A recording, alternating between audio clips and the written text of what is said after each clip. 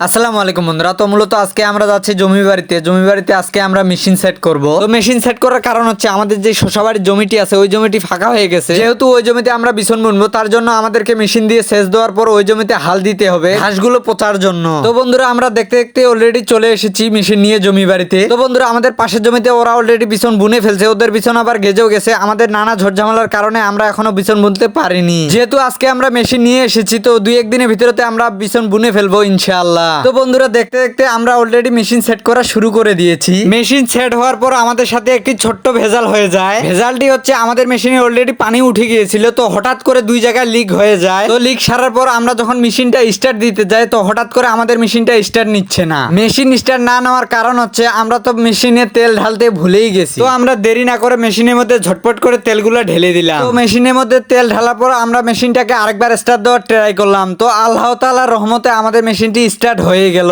আর মেশিনের পাম্প দিয়ে অনেক ঠান্ডা ঠান্ডা পানিও বের হয়ে এলো। তো বন্ধুরা আজকের ভিডিওটি এই পর্যন্তই। তো ভিডিওটি ভালো লাগলে অবশ্যই লাইক কমেন্ট শেয়ার করে দিয়ে পাশে থাকবেন। তো বন্ধুরা আপনাদের দোয়া ও ভালোবাসায় আমার পেজটিতে 1000 ফলোয়ার হয়ে গেছে।